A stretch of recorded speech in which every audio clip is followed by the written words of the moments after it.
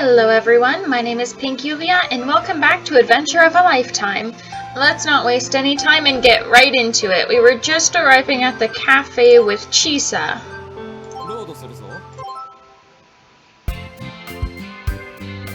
Machiko's Cafe. It was a quaint cafe with an open terrace so the view could be enjoyed with the food and drink served. It was usually open during lunch, but now there were no customers to be found. When you called out to me, I thought you were just some random guy hitting on me. Happens a lot with the tourists.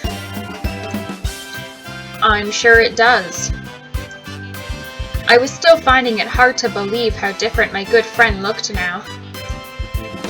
How do you deal with guys like that? I usually turn them down and say I have a boyfriend, but if they're really persistent, I have to dive into the sea and swim away. She said while mimicking the dive she did earlier. That's why I wear a swimsuit underneath my clothes. So you wear it all the time? Uh-huh. As Chisa struck a dramatic pose, her breasts squished together, creating some impressive cleavage. What's wrong? Nothing. I could feel the blood rushing to my face. Huh? Wait, were you? Chisa's gaze wandered down to her chest. Nah, that couldn't be it. She's pretty naive, oh my goodness. Without waiting for an answer, she went to the back door and called out to my grandma. Miss Machiko! Hiroki's here! There was no reply. Maybe she can't hear me? She probably doesn't want to... Sorry, I'm having like a freaking stroke trying to English. She probably doesn't want to get up since her legs have gotten pretty bad. Don't worry, I got it from here. I picked up my bags and entered the cafe. But when I did... How dare you come barging in like this? Whoa! Grandma? What are you up to, you troublemaker? We talked on the phone, remember? I told you I was coming to help. That's an angry old lady. I'm pretty sure I told you not to. Grandma raised her cane threateningly. Okay, angry and violent. Be careful, Miss Machiko. Why don't you just hop on a boat and go back to where you came from?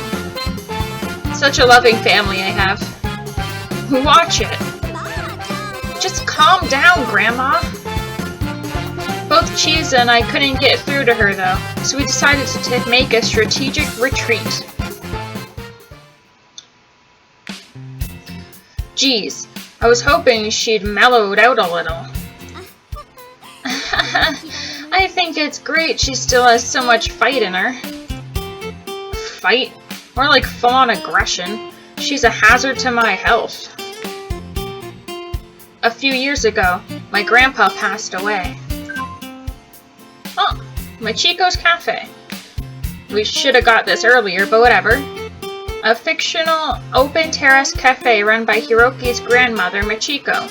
It's more of a diner than a coffee shop and has meal sets using locally gathered ingredients. It's a popular place for evening relaxation with locals, but since Machiko's legs are getting bad, it's been set to close this year. That's sad. Grandma wanted to keep the cafe going, but her legs couldn't keep up. She told me she was going to close the shop this summer. That's why I came back to Ogasawara to help out at the cafe one last time. Well, that was the plan. But I know how she is, so I wasn't surprised. So what now? You know how stubborn Grandma is. She may never let you back in. It's fine. I'll work something out. I'd actually come here knowing full well that this would happen. Anyway, where are we going next? With no place to stay, I just followed Chisa around for a while. Right now we are in Chichijima's shopping district. It's still pretty early and we've got lots of catching up to do, but there's one thing we need to get out of the way first.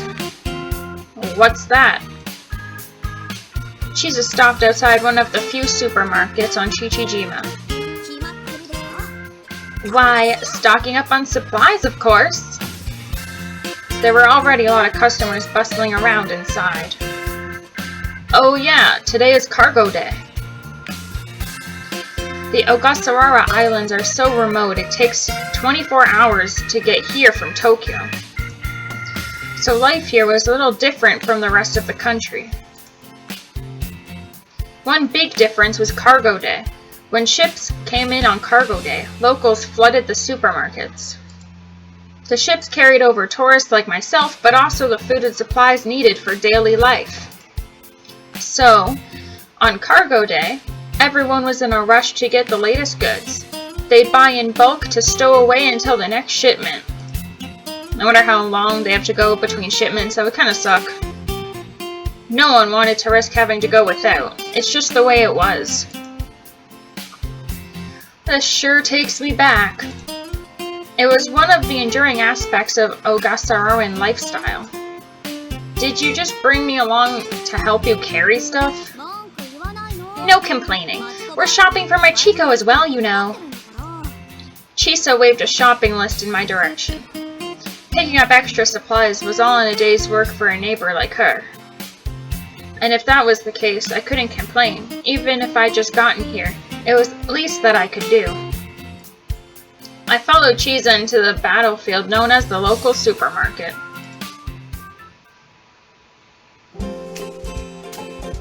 So heavy. I'll take 2 if you need me to. No, I'll be okay. I wouldn't be much of a gentleman if I did that, I said as I carried the 4 hefty shopping bags in my arms. These bags included a week's worth of food for Chisa's family, my grandma, and supplies for the cafe. I guess I didn't have to wait a week between shipments then? Oh, well, check you out. Come on, don't tease me. I'm not. I'm actually kind of happy to have a guy do something for me for once. She was enjoying this way too much. Chisa skipped off ahead of me like she didn't have a care in the world. I followed her back toward the cafe, hoping Grandma had cooled off by now. As we walked through the streets, I noticed tourists looking at us now and then. Some even called out to Chisa and asked if they could take a photo with her. Each time she politely declined. You're a real celebrity, huh? It's such a pain. Just as the woman at the harbor had said, Chisa had been on TV the other day. She was introduced as the Dolphin Girl of Ogasawara. A beautiful young girl who swam with her dolphin friend. Who wouldn't want to do a story on that? I didn't see it myself. I only found out about it afterwards. You didn't really miss anything. She was blushing now, clearly uncomfortable with the subject. Phin was a stray dolphin that, for some reason, had been chased out of his pod. Aw, that's so sad! When Chisa first found him, he was tiny, weak, and injured, probably picked on by other dolphins. With some advice from a caretaker at the aquarium, she'd managed to nurse the dolphin back to health. Who would hurt this precious little angel?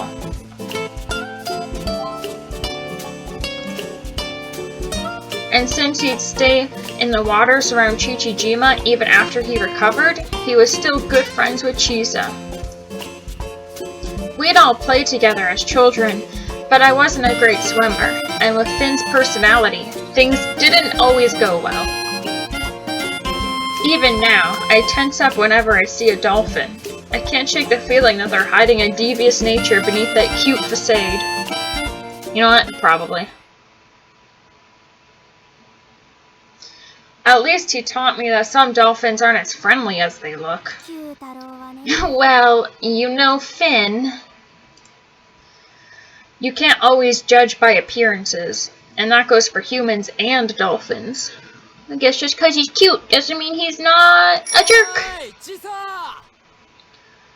Hey, Chisa!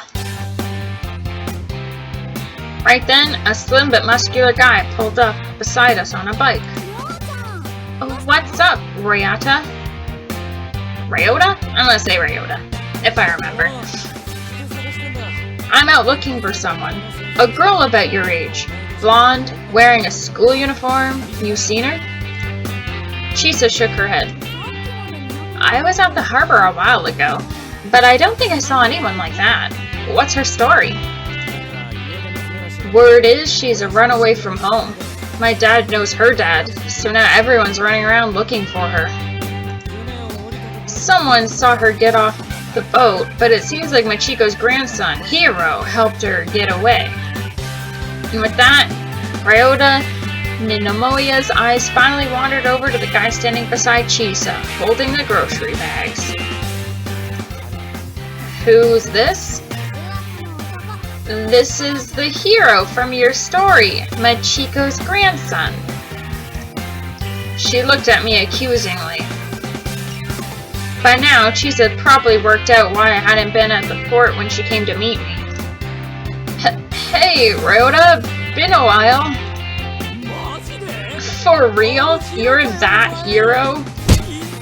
Dude, it's been years. Ryota said as he clapped his hand on my shoulder. Yeah, you look like you've been doing well. Yeah, I'm great. Ryota flashed a smile while flexing his biceps. When the three of us were kids, Ryota had always been the leader of our group.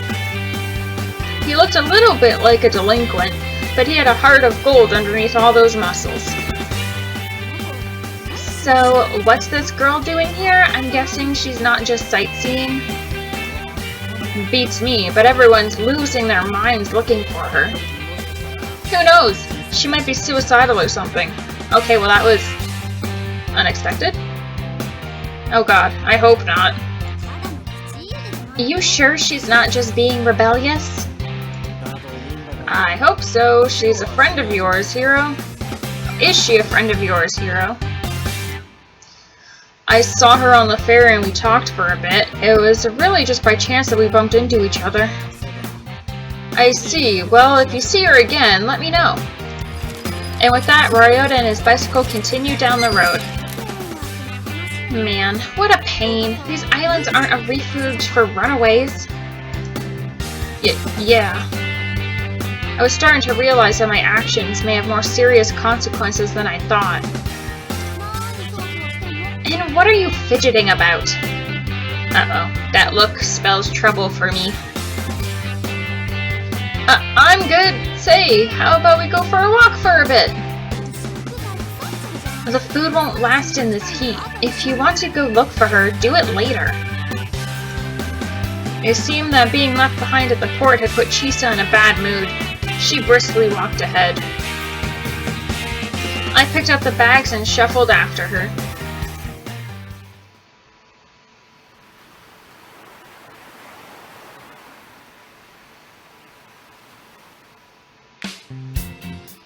It was a lively scene down at Omara Beach, and since there were surely no beaches like this near Tokyo, this time of year brought crowds of people to its sands. It doesn't look like she's here. Yeah. We had come back to the beach to search after taking the groceries home, but there was no sign of Emily. She's a blonde girl with blue eyes and a sailor uniform, right? Anything else we should look for? Well, she was really pretty, too. That was the most distinguishing feature I could remember, but Chisa was not impressed. Gee, I wonder why. I see. So she was a cutie, huh? Actually, I said pretty. What's the difference? I was sure that some difference existed. Emily was almost doll-like in her beauty, and she was put together very well, so to speak. I see. What? Oh, nothing. Just didn't know you'd become that kind of guy is all. Chisa put her hoodie back on and pulled her zipper up to her neck. That's freaking amazing, I love that. I guess that my wandering gaze didn't feel as innocent as before. Then off she went. Chisa, where are you going? I just thought it wasn't so busy over this way. Could be a place to look, you know? Oh, I thought you were leaving because you were mad at me. What do I have to be mad about? Chisa was obviously upset, but she had made a promise to search for Emily. If someone asked her for help, she could never say no, and it was nice to see that some things were still the same. And that is a great place to end off this episode here. So thank you everyone so much for watching, and I'll see you next time.